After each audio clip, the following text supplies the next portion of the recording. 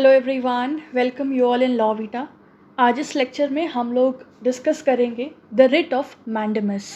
तो इसको हम लोग डिटेल में डिस्कस करेंगे कि ये रिट ऑफ मैंडेमस क्या होता है, इसके क्या क्या असेंशियल कंडीशंस हैं, इसका नेचर क्या है, इसका स्कोप क्या है, कुछ लिमिटेशंस क्या इम्पोज होती हैं इस रिट को अप्लाई करने के लिए, कौन इसको अप्लाई कर सकता है, किसके अगेंस्ट अप्लाई होगी, क्या कुछ इसके एग्जांपल्स हैं and some important case laws.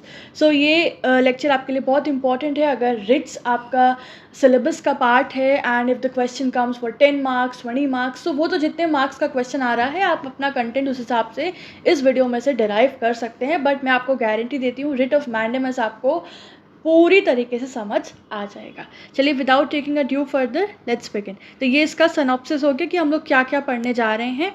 ठीक है, तो शुरुआत करते हैं कि रिट ऑफ मैंडेमस क्या होता है। तो देखो हमारे इंडियन कॉन्स्टिट्यूशन के आर्टिकल 32 एंड आर्टिकल 226, ये दो आर्टिकल्स हैं जो कि रिट जुरिस्डिक्शन के बारे में बताते हैं। 32 में ये रिट जुरिस्डिक्शन की पावर सुप्रीम कोर्ट के पास है एंड 226 में हाई कोर्ट्स के पास है। अब 5 तरह की रिट होती हैं और हम लोग यहाँ पे उसमें से एक रिट डिस्कस कर रहे हैं, that is the writ of mandamus.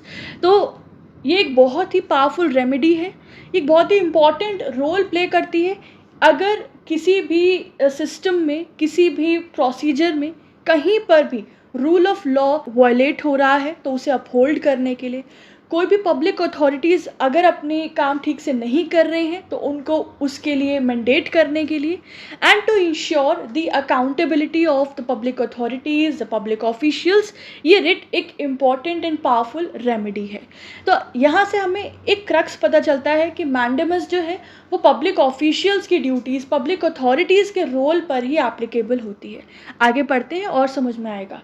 Mandamus जो है वो एक लैटिन वर्ड है जिसका आम मतलब होता है दैट वी कमांड। तो इसमें क्या है, एक सुपीरियर अथॉरिटी जो है वो अपने से निचली अथॉरिटीज़ को कमांड करती है कि अपना काम करो, जो मैंडेटरी वर्क्स हैं, जो ड्यूटीज़ हैं उन्हें परफॉर्म करो। So in this writ the superior courts order the inferior courts. तो यहाँ पर इस रिट के तहत जो सुपीरियर कोर्ट्स हैं, जो सुपीरियर ऑफिशियल्स हैं, वो अपने से नीचे ऑफिशियल्स को, निचली कोर्ट्स को ऑर्डर देती हैं कि वो अपना जो भी उनका इम्पॉर्टेंट ड्यूटी है, जो एक्ट है, उसे करें, या फिर जो उन्हें नहीं करना है एज पर लॉ उसे वो ना करें। तो ऐसा ना करने के लिए उन्हें रोकना, एब्सटेन करना फ्रॉम डूइंग दैट एक्ट। ठीक है, सो ज़रूरी नहीं है कि ये सिर्फ कोर्ट्स पर ही लागू हो, it also applicable upon the inferior tribunals, corporations, boards और any other type of administrative authorities.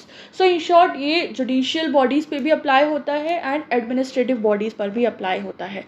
And क्यों अप्लाई होता है, क्या बैकड्रॉप है कि भाई जो निचली ऑफिशियल्स हैं, जो बॉडीज़ हैं, वो अपना काम ठीक से नहीं कर रहे हैं या फिर वो कुछ ऐसा कर रहे हैं जो उन्हें नहीं करना है, तो वहाँ पे जो उनसे ऊपर अथॉरिटीज़ है वो डंडा लगाती है। मतलब it's just saying in a वे कि आपको समझ आए कि वो उनके ऊपर ऑर्डर्स इम्पोज करती है, वो उनको बोलती है कि नहीं, you have to do this work.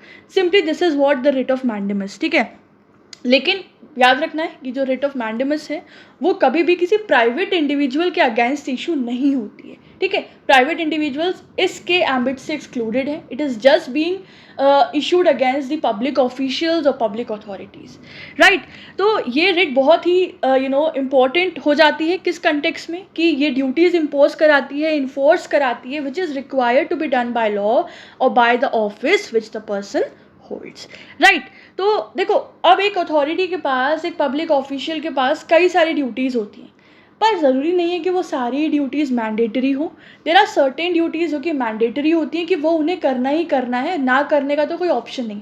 लेकिन कुछ ऐसी ड्यूटीज़ होती हैं जहाँ पे डिस्क्रिशन है कि भाई वो उसके ऊपर छोड़ दिया है, उस ऑफिशियल को ठीक लगेगा तो करेंगे, नहीं लगेगा तो नहीं करेंगे। So this is eight there discretion. तो यहाँ पर ये जो रिट ऑफ मैंडेमस है, हमें जानना ज़रूरी है कि ये रिट तभी इशू होती है when that duty is mandatory duty. ठीक है, कि अगर अथॉरिटी ने अपनी मैंडेटरी ड्यूटीज़ को परफॉर्म नहीं किया है तभी जो कोर्ट्स हैं या जो हायर अथॉरिटीज़ हैं वो रिट ऑफ मैंडेमस इशू करते हैं।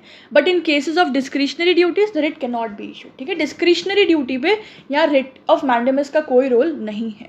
तो यहाँ हमने बेसिक मीनिंग समझा, इसका इम्पोर्टेंस समझा, इसका नेचर समझा कि रिट ऑफ मैंडेमस क्या है और कहाँ वर्क करती है, कहाँ वर्क नहीं करती है। अभी इसी से ही हम डिराइव कर सकते हैं कि मैंडेमस को इशू करने के लिए क्या एसेंशियल कंडीशंस होनी चाहिए। सबसे पहला कि जिस पर्सन के अगेंस्ट रिट इशू की जा रही है बाय द कोर्ट, वो उस पर्सन ने कोई ना कोई अपनी पब्लिक ड्यूटी को परफॉर्म करने में फेलियर किया है, तभी तो फिर हम जो व्यक्ति अग्रीव्ड है उस फेलियर की वजह से वो कोर्ट के पास जा रहा है, वो हायर अथॉरिटी के पास जा रहा है, और फिर वो हायर अथॉरिटी जो है वो उस व्यक्ति के अगेंस्ट रिट इशू करती है। तो यहाँ पे पब्लिक ड्यूटी का फेलियर हुआ, पहली कंडीशन। दूसरी कंडीशन कि वो पब्लिक ड्यूटी मैंडेटरी नेचर की होनी चाहिए, हमें समझ आ गया। एंड तीसरी बात, जो पिटिशनर है जो कि एप्लीकेशन लेके गए हैं, उनका उस ड्यूटी की फेलियर की वजह से कोई ना कोई राइट वायलेट हो रहा है, ठीक है, राइट इन्फ्रिंज हो रहा है, वो सफ़र कर रहे हैं उस ड्यूटी के ना फुलफिल होने की वजह से। These three conditions are mandatory for the application of this writ of mandamus. Clear? आगे बढ़ते हैं। मैंडेमस का क्या रोल है, मैंडेमस का क्या पर्पस है, या इसी को हम लिख सकते हैं कि मैंडेमस की क्या इंपॉर्टेंस है। ठीक है, सभी में ये आ जाएगा आंसर, आप अपने आप से मोल्ड कर सकते हैं। You are a law student, you know how to do this. तो पहले क्या पर्पस है, सबसे पहले सबसे क्रूशियल इज फंडामेंटल राइट्स को इन्फोर्स कराना। ठीक है, ये तो आप आर्टिकल 32 पढ़ो, आर्टिकल 226 पढ़ो, आपको ये बात सबसे पहले समझ में आएगी कि रिट्स का प्राइमा फेसाई रोल होता है for the enforcement of fundamental rights which are insured in our Indian constitution. दूसरा, अगर कोई पब्लिक ऑफिशियल अपना कोई ऐसा कार्य कर रहे हैं which is unconstitutional, which they are not suppose to do, तो ऐसे पब्लिक ऑफिशियल को वो कार्य करने से रोकना is also one of the purpose. तीसरा, टू कंपेल अ कोर्ट और tribunal to exercise its jurisdiction when it has refuse to do so, कि भाई कोर्ट को वो काम करना था, ठीक है, वो उसके ज्यूरिसडिक्शन का पार्ट था, बट स्टिल उन्होंने मना कर दिया। तो ऐसे में भी जो हायर अथॉरिटीज़ हैं, जो सुपीरियर कोर्ट्स हैं, वो रिट ऑफ मैंडेमस इशू कर सकती है कि ये तुम्हारी ड्यूटी है, you have to do this because this is a part of your jurisdiction. Clear? And the fourth, to compel any person to perform their public duty which is either constitutional or statutory. तो जो भी duties उस public official या public authority के ऊपर impose हैं either by the constitution और by any other statute, they have to perform it, और उसको भी करने के लिए उनको कंपेल करती है ये रिट ऑफ मैंडेमस। तो ये इसके 4 क्रूशियल पर्पसेस हो गए। ठीक है, अब हम बात करते हैं कि कुछ एक्सेप्शंस भी हैं कि कहाँ पर ये रिट अप्लाई नहीं होगी। So basically these are the limitations जो कि कॉन्स्टिट्यूशन में ही प्रोवाइडेड है। पहला, no writ of mandamus can be granted against the president and the governors of states. ठीक है, तो presidents and the governors of the states ये इम्यून्ड होते हैं, इनके ऊपर ये रिट जो है वो इशू इनके अगेंस्ट नहीं होगी। सेकेंड, हमने पहले भी पढ़ा था कि ये किसी भी प्राइवेट इंडिविजुअल के अगेंस्ट इशू नहीं होती है। So it cannot be issued against any individual and any company that have no public duty. तो कोई भी ऐसे इंडिविजुअल, कोई भी ऐसी कंपनी जिनका कोई भी पब्लिक ड्यूटी नहीं है, उनके भी अगेंस्ट ये रिट इशू नहीं होगी। इसका ना बहुत अच्छा एग्जाम्पल है हमारे पास अभी जैसे आने वाला है, तो आपको समझ में आएगा कि प्राइवेट इंडिविजुअल वाला कॉन्सेप्ट क्या कहना चाह रहा है।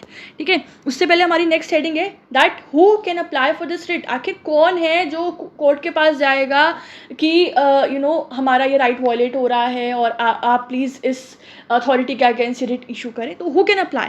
सो यूजुअली क्या होता है, कोई भी वो व्यक्ति जिसका कोई ना कोई राइट इन्फ्रिंज हुआ है because of that failure to perform the duty, उस वजह से अगर किसी भी व्यक्ति का राइट वायलेट हुआ है वो रिट ऑफ मैंडेमस के लिए अप्लाई करेगा। बट अब जब से हमारी कंट्री में PIL का कॉन्सेप्ट आया है, द पब्लिक इंटरेस्ट लिटिगेशन, तो उसके बाद से कोई भी पब्लिक स्पिरिटेड सिटीजन किसी और ग्रुप ऑफ पीपल के बिहाफ पर जाकर एप्लीकेशन दे सकते हैं for this issuance of this writ of mandamus. ठीक है, तो क्लियर हो गया हमको कि that who can apply for this writ. Very easy. Now let's move upon two the examples. 2 example लिए हमने और बहुत ही अच्छे हैं इस रिट को एक्सप्लेन करने के लिए। पहला, द जज of a court has a duty to follow the principles of natural justice. ठीक है, जो जजेस होते हैं कोर्ट के, उनकी ड्यूटी होती है कि वो नेचुरल जस्टिस के प्रिंसिपल्स को फॉलो करें, उन्हें अप्लाई करें while adjudicating the cases. And अगर वो जजेस फेल हो जाते हैं to follow the rules, these principles, तो वहाँ पर जो सुपीरियर कोर्ट है वो रिट इशू कर सकती है उस इन्फीरियर कोर्ट के अगेंस्ट कि you have to observe the fulfilment of this duty, कि आपने अपना ये ड्यूटी परफॉर्म नहीं किया है, कि दिस वॉज अ मैंडेट कि आपको नेचुरल जस्टिस का प्रिंसिपल तो अप्लाई करना ही करना था एंड उन्होंने नहीं किया, इसलिए सुपीरियर कोर्ट्स उनके अगेंस्ट रिट इशू कर सकती है। राइट, तो ये हो गया कि एक पब्लिक अथॉरिटी के अगेंस्ट रिट इशू किया गया। सेकेंड एग्जाम्पल प्राइवेट इंडिविजुअल को लेके है। एक पब्लिक ए है जो कि एक पब्लिक सर्वेंट है जिसकी ड्यूटी है towards B which he has to fulfil according to the law, but he doesn't fulfil it. ठीक है, कि ए की ड्यूटी थी बी के टूवर्ड्स और एक पब्लिक ड्यूटी थी, एज पर द लॉज थी, उसने वो परफॉर्म नहीं की। अब यहाँ पे बी अग्रीव्ड है क्योंकि बी के कुछ राइट्स यहाँ पे हर्ट हो रहे हैं, इन्फ्रिंज हो रहे हैं। तो यहाँ पे बी जो है वो हाई कोर्ट में अप्रोच करता है कि for the demanding that fulfilment of the duty by A, कि ए से वो ड्यूटी फुलफिल कराई जाए by using this writ of mandamus, क्योंकि there was this public duty involved. Here the High Court, on being satisfied that the case of B is bona fide and there is a duty which should be fulfilled, the writ will be issued. ठीक है कि सब कुछ bona fide है और duty है which needs to be fulfilled और A ने नहीं किया तो A के अगेंस्ट ये writ of mandamus issue किया जाएगा by the court. ठीक है, but if A was a businessman who had some duty towards B and if he fails to perform it, क्या तब भी ये writ का कॉन्सेप्ट आएगा कि ए एक बिजनेसमैन है और ए ने बी के टूवर्ड्स कोई अपनी ड्यूटी परफॉर्म नहीं की जो उनके रिलेशन में परफॉर्म करना वाज इम्पॉर्टेंट।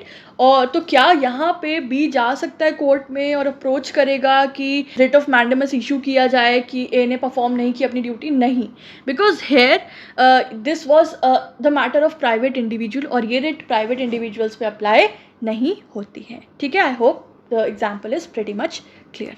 लास्टली देख लेते हैं कुछ इंपॉर्टेंट केस लॉस। पहला है 1957 का Sohan Lal versus union of India.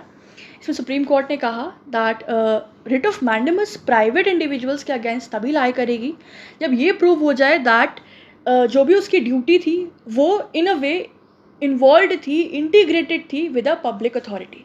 When it gets proved तो वहाँ पर रिट ऑफ मैंडेमस अप्लाई होने का स्कोप रहता है। ठीक है, the next case is S.P. Gupta versus Union of India of 1981. In this case, the Supreme Court ruled that President of India के against writ of mandamus issue नहीं हो सकती है कि उनको डायरेक्शन दिया जाए कि आप नंबर ऑफ जजेस फिक्स करें of high court and vacancies जो भी खाली हैं उन्हें फिल करें। नहीं, प्रेसिडेंट के अगेंस्ट, गवर्नर्स के अगेंस्ट ये रिट इशू नहीं हो सकती है। ठीक है, and the last case here is union of India versus S.B. बोहराक्सी, 2004 का केस है। ये बहुत ही अच्छा केस है। इस केस में बेसिकली सुप्रीम कोर्ट ने पूरा मैंडेमस का कॉन्सेप्ट, मैंडेमस का नेचर, मैंडेमस का स्कोप सब समझा दिया बड़े ही ब्यूटीफुली। पढ़ो ज़रा। जो रिट ऑफ मैंडेमस है वो उस पर्सन के फेवर में इशू की जाएगी जिसका जिसका कोई ना कोई लीगल राइट इसमें इन्वॉल्व है। और ये किसके अगेंस्ट इशू की जाएगी? किसी ऐसे व्यक्ति के अगेंस्ट इशू की जाएगी जिसने अपनी लीगल ड्यूटी परफॉर्म करने में फेलियर कर दिया है या फिर उस लीगल ड्यूटी को परफॉर्म नहीं कर रहा है, उसने नेग्लेक्ट कर दिया है। एंड इट इज़ इंपॉर्टेंट कि वो legal duty operation of law से गवर्न होती हो, बहुत ही इंपॉर्टेंट रोल प्ले करती है as it has a remedial nature. ये रेमेडी प्रदान करता है लोगों को where their rights are being violated. और इस मैंडेमस की रिट का ऑब्जेक्टिव है कि जहाँ पर भी जस्टिस इंश्योर नहीं किया जा रहा है, जहाँ भी जस्टिस का फेलियर हो रहा है, उस डिसऑर्डर को प्रिवेंट करना, उस फेलियर ऑफ इनजस्टिस को प्रिवेंट करना, फेलियर ऑफ जस्टिस को प्रिवेंट करना। और ये जहाँ पर भी कोई और रेमेडी, स्पेसिफिक रेमेडी नहीं प्रोवाइड की गई है और जब मैंडेमस के सारे एसेंशियल्स फुलफिल होते हैं वहाँ पर इसे ग्रांट किया जाना ज़रूरी है। Right, so this was all about the writ of mandamus. I hope the things are clear. बहुत सिंपल है, आपको क्रक्स समझ में आ गया है ना, फिर आप आंसर राइटिंग अपने आप कर सकते हो। फिलहाल ये आपके नोट्स हमने प्रोवाइड कर दिए हैं अलॉन्ग विद द मीनिंग। आप लोगों को नोट्स और साथ में मीनिंग कैसा लगा हमें बताइएगा। और आगे आने वाली वीडियोस में हम लोग सारे ही रिट्स इसी तरह से कवर करेंगे। ठीक है, कोई आप लोगों को चेंजेस चाहिए, कोई आपके सजेशंस हैं तो please do let me know in the comment section. हम उसको ज़रूर अपने वीडियोस में इम्प्रोवाइज़ करेंगे। So stay tuned. अगर चैनल सब्सक्राइब नहीं किया है तो you may subscribe it. Thank you so much for watching. Have a good day. Bye bye.